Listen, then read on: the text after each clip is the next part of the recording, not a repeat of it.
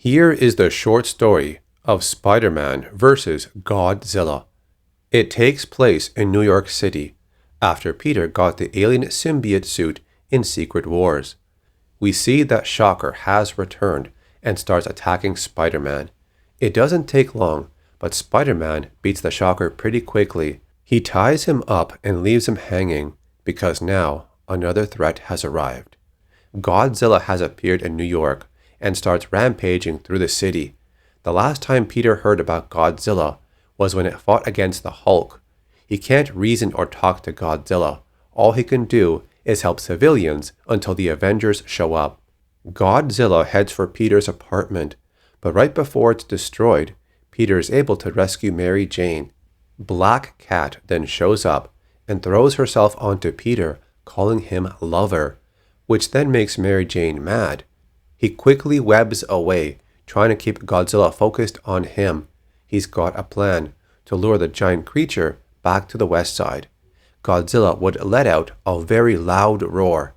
The sound waves are so strong that the symbiote falls off the body of Peter Parker. He thinks the suit was destroyed, but it wasn't. The symbiote latches onto Godzilla's feet, then quickly covers the rest of his body. Peter looks back to see the symbiote has fully covered the body of Godzilla. He brought an alien to Earth, and now it's bonded to the strongest creature known to mankind. It says that Godzilla only shows up to balance the planet, to get rid of those that would pose a threat. And he saw the symbiote as a possible threat. The symbiote burrows in, trying to take control of Godzilla's body, feeding off the endless energy within, corrupting the Kaiju's purpose. Even the military shows up, but they have no chance. The symbiote alien feeds on Godzilla's ambient energies, growing even stronger. But Godzilla's fighting spirit is the only thing standing between freedom and the consumption of Earth. But Peter knows he needs to help in some way.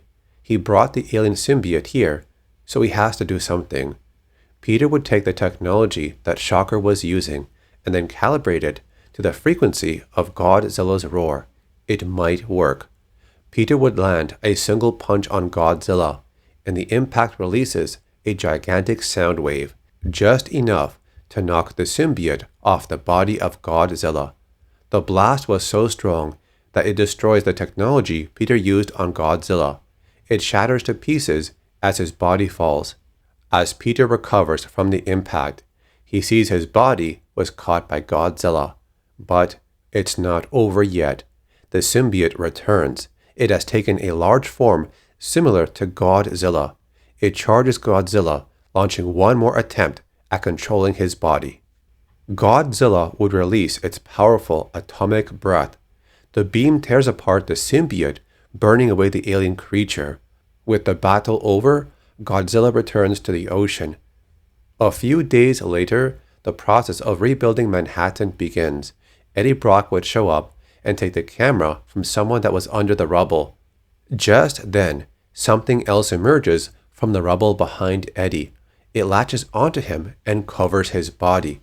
It overtakes his body and reveals its true name. This is God Venom. But this is a story for another time. The end.